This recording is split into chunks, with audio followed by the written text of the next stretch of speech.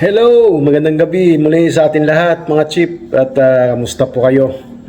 Mukhang magandang balita itong nakalap ko ngayon. Pero ang sabi kasi dito sa isang linggo pa. Papanood ko sa inyo itong video na ito. Ayan. Rollback. Nasa Pakistan na ang mga kinatawan ng Amerika at Iran para sa peace talks kasunod ng inanunsyong ceasefire nitong Martes oras sa Amerika. Mabilis na bumaba ang presyo ng crudo sa world market kasunod ng pansamantalang tigil hidwaan at pagbubukas ng Iran sa Strait of Hormuz na pangunahing daanan ng supply ng petrolyo mula Middle East. At sabi ng Department of Energy, tiyak na ang rollback sa susunod na linggo base sa magandang indikasyon ng trading ng langis sa world market. Kumpara sa taya kahapon, lumaki ngayon ang posibleng rollback. Ayon sa oil industry sources, base sa 5 araw na trading sa world market at foreign exchange, 8 pesos and 80 centavos hanggang 10 pesos and 80 centavos kada litro ang maaaring matapyas sa presyo ng diesel, hanggang 1 peso and 50 centavos naman sa gasolina. Kadalasan tuwing araw ng Martes, nagpapatupad ng price adjustment ang oil companies. Pero para sa mga namamasada, hindi nila mararamdaman ang rollback sa laki ng itinaas sa nakalipas na 5 linggo. Base sa monitoring ng GMA News Research, hanggang 153% ang itinaas ng diesel mula nang sumiklab ang gera. Depende sa klase, hanggang 76% ang itinaas sa presyo ng gasolina. Napakababa po ng wala pong parang Mahaba pa pala. aliwala lang yan kasi ang laki na po ng tinaas eh. Panood muna natin ito. Kasi dati 54 lang to, ngayon magkano na. Pwede lang pagtsagaan. Kaysa wala. Eh, kalaki na mo tinaas. Tapos ngayon, baba, 10 piso. Parang hindi pa yata sapat yan. Dapat ibalik mo na sa 60 o kaya 50 kasi 50 na triples yung presyo eh. Bukod sa presyo, tinututukan din ng Department of Energy ang pagsisiguro ng sapat na supply. Ayon kay Energy Secretary Sharon Garin, dumating na mula Malaysia ang karagdagang supply na 3 So maganda pakinggan na magkakaroon ng rollback sa susunod na linggo pa. So pero kanina kaya nagkaroon ng rollback kasi nga nagkaroon ng ceasefire at kanina ewan ko lang kung fake news yung nabasa ko kasi mukhang may pinaplano na naman si Trump. Di ko alam kung ano yung ano na yun, pero yun nga sabi niya mas magagandang mga equipment ang gagamitin niya. Yung mga bomba na kaya hindi ko alam kung fake news yun o ano kaya hindi ako masyadong umano muna ron kasi walang video, hindi ano lang parang text news lang yun at yun maganda yung balita na ito kung talagang magkakaroon ng rollback. Pero mo naman 153% yung tinaas ng crudo yata yun yung diesel. Pero yung ano nga meron akong kaibigan doon sa abroad sa Middle East na kung saan nandun yung gera, di ba? Pero talaga kasing mura ang ano doon ang langis at parang hindi pa rin talaga sila apektado naman doon kasi syempre doon nanggagaling yung langis.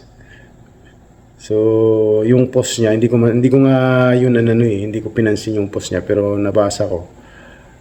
Kumarga siya ng gasolina na almost mahigit yata 40 liters yung kinarga niya para ma-full tank yung yung kanyang sasakyan at nasa 800 pesos lang kung i-compare dito sa Pilipinas. So, ang sabi nga niya dun sa caption niya kung sa Pilipinas siya kung magkano ang presyo nun ng 40 liters na yun. So, kung dito, may higit 100. So, pumapatak yun ng almost 4,000, di ba? Samantalang doon, nasa 800 lang. Ganun ang, ang realidad ngayon. Na kung saan ay doon ang gera, pero dito ang mas mahal pa rin dito yung gasolina. Hindi ko alam kung ano itong nangyayari sa ating mundo ngayon. At napakahirap intindihin ng ating sitwasyon ngayon. So sana matapos na yung kaguluhan na yan at manumbalik na yung dati at hopefully talagang magro-roll back ang mga presyo ng gasolina at krudo na ito na ayon nga dito sa news. Kaya ko yung muli itong ibinahagi sa inyo kasi siyempre ang content natin, nais natin baguhin pero bumabalik pa rin tayo sa ganitong tema.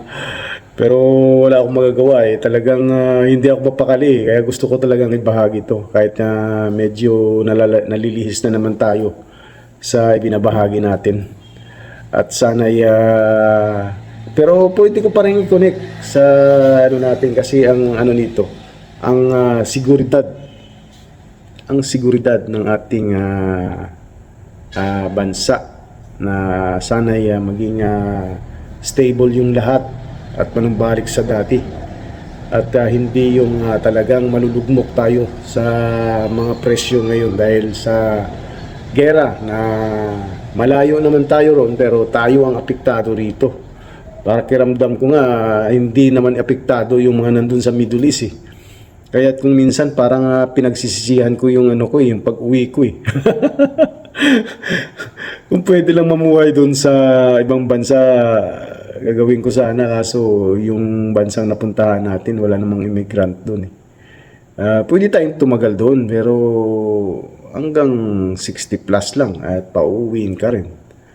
Kaya ang ginawa ko at dahil nga sabi ko nga sa inyo gusto na kami pauwiin, inunahan ko na ng uwi.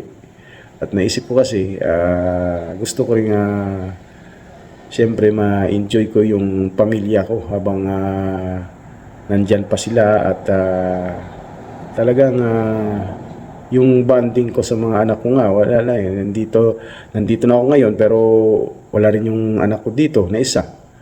Yung isa ko namang anak, ayan, nagpe-prepare naman niya yun dyan kung ano ang kanyang plano rin sa kanyang sarili. Siyempre napaplano din yan. So nag-a-apply din yan. Kaya malamang may lalayo din sa amin yan at babalik na lang ulit kami na lang mag-asawa sa bahay.